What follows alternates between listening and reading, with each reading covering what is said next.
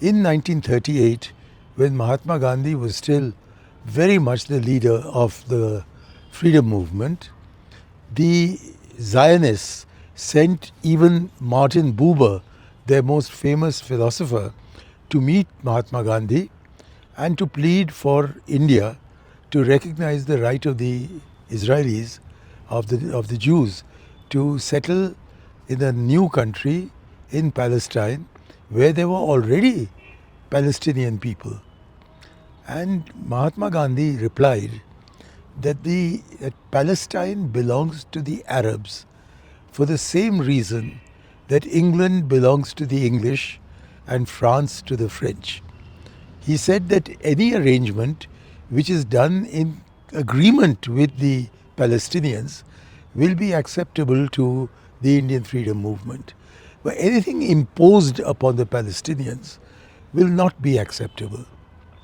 And because the Israelis felt, that is, the Zionists felt, that they must get Mahatma Gandhi's support, they did not accept this as his final answer and attempted over time to send several emissaries, including a very close Jewish friend of his, Herman Kalbach from South Africa, to try and persuade him. But Gandhiji was absolutely adamant that you cannot settle a foreign people in Palestine without the agreement of the Palestinians. That if the Palestinians and the Zionists agree on the conditions on which the settlement will take place, then he has no objection. But if it is imposed upon them, then of course he would strongly object. And this stand of principle was taken forward when Pandit Jawaharlal Nehru became the vice president of the interim government set up in September 1946. And it was his own sister who went twice over to the United Nations Committee on Palestine, which had two different avatars. And on both occasions, India was very firmly against the partition of Palestine to enable the Zionists to settle there.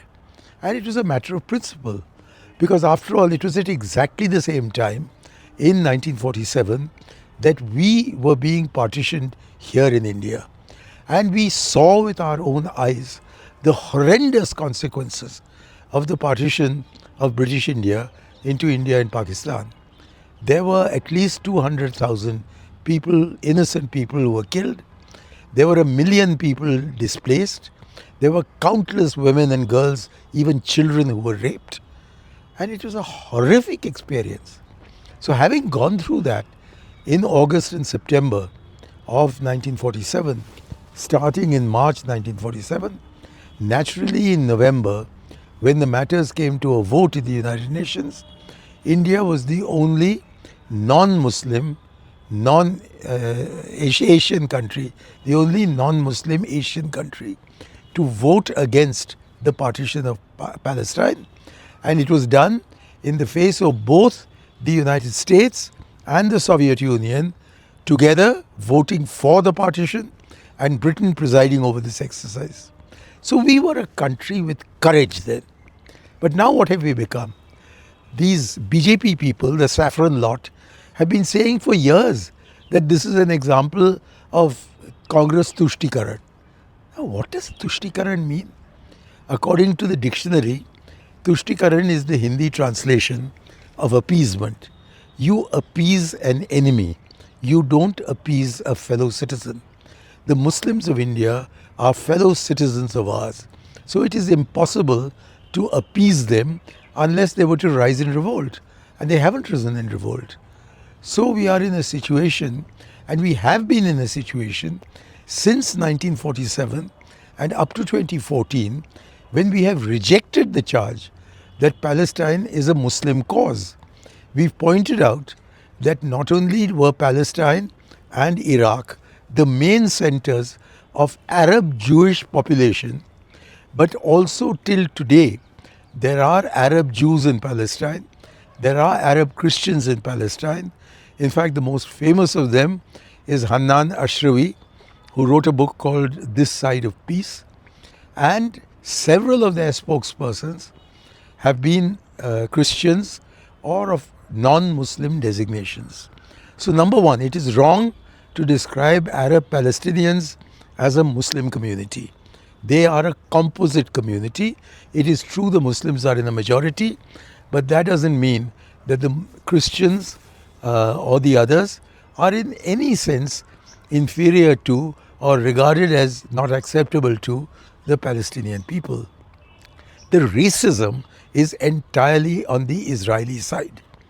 And because Israel is nothing except with the backing of the United States of America, they have succeeded in defeating several attempts by the Arabs to reclaim land that was taken from the Arabs only as recently as 1948. The Jews say, or rather the Zionists say, that Palestine was their home 2,000 years ago, and so they have a right of return.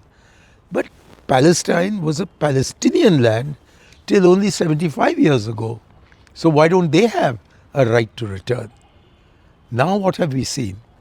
We have seen that Israel supported Hamas in the elections of 2007 to defeat the PLO of Yasser Arafat. It is they who are behind the creation of Hamas as a political entity.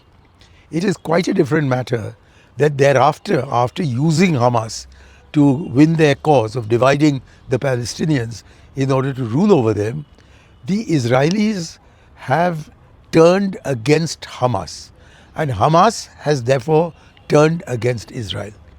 And it is equally true that Hamas has agreed, despite its principled stand, to the continuation of Jews in the common homeland of the Jews and the Palestinians in Palestine. That is the correct official position. But if you go on hammering at innocent people, if you go on provoking terrorism, then terrorism will come. And then you suddenly make an issue of terrorism that blossomed in October 2023 because the Israeli Defense Forces and security forces were unable to foresee the methods by which Hamas would be able to capture people in Israel. And they themselves were surprised, I think, that it was so easy to pick up over 200 hostages and take them to Gaza.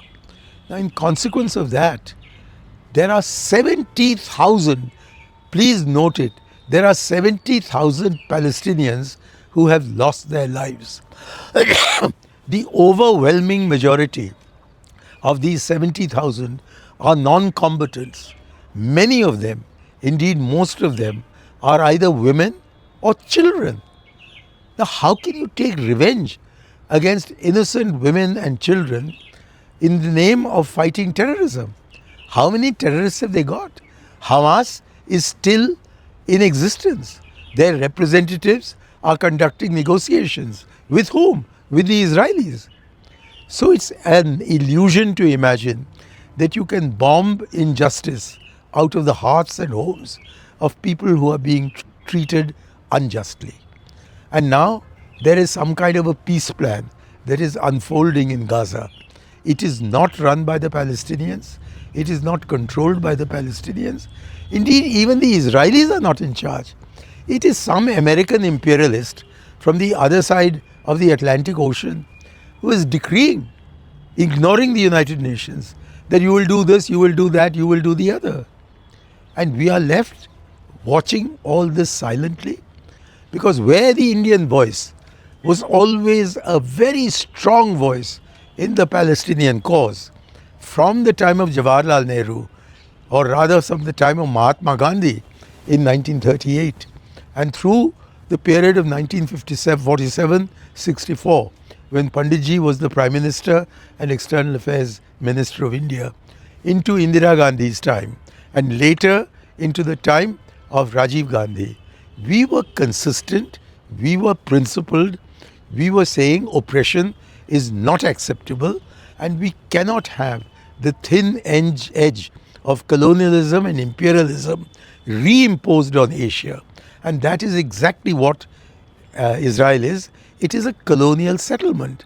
It's a colonial settlement of blue-eyed and sometimes blonde Poles. It is not the Jews who left Palestine 2000 or more years ago. These are people who were persecuted in Poland, and that is where the word ghetto comes from. In Poland, there was vicious oppression of the Jews, and it became especially acute after Hitler occupied Poland. But for that reason, the Arabs were not responsible.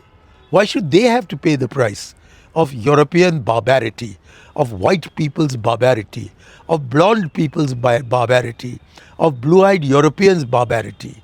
Why should the Arabs pay the price? The Arabs have done nothing except look after the Jews. The only time in the history of Europe after the Abbasid caliphs fell, when the Arabs, or rather the Berbers, moved into what is today Spain and Portugal and was then called Andalusia, the Jews were safe only in Andalusia through the whole of the time that they lived in Europe. The only time they were safe was from 711 AD till 1492 AD, when eventually even Granada crumbled against the Christians who were returning.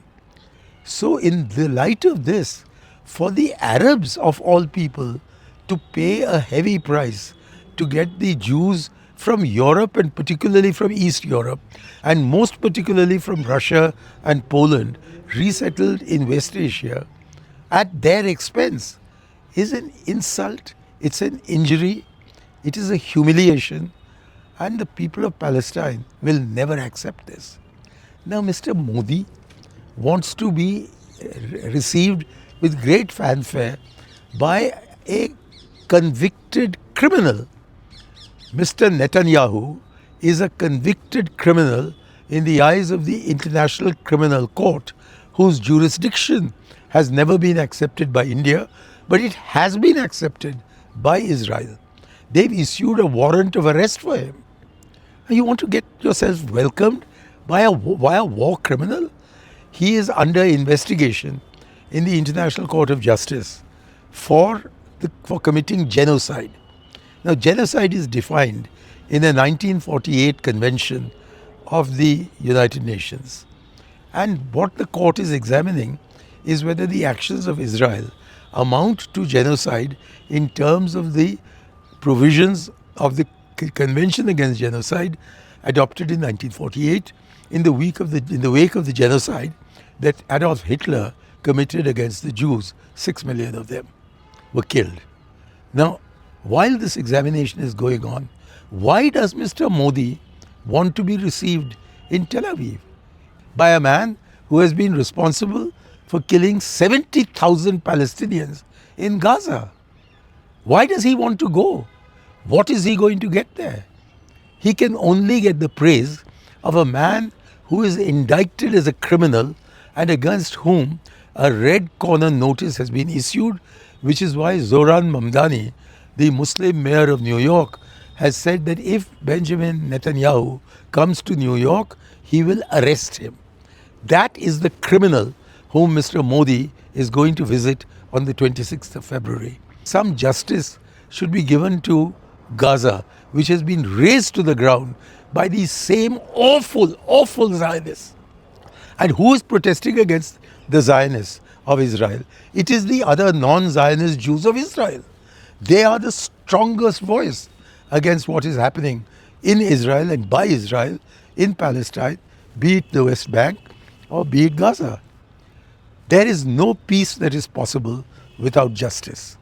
And so long as justice is not made available to the Palestinians, they will fight not only to the last Palestinian, they will also fight to the last Israeli.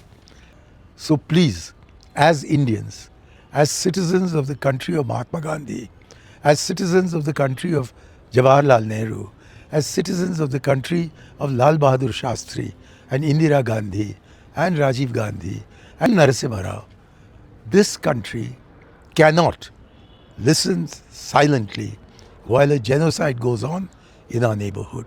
I plead with you to please not accept this utter insult to all that is great in India's civilization simply because the Israelis dislike Muslims as much as the RSS and the Saffron Brotherhood dislikes Indian Muslims.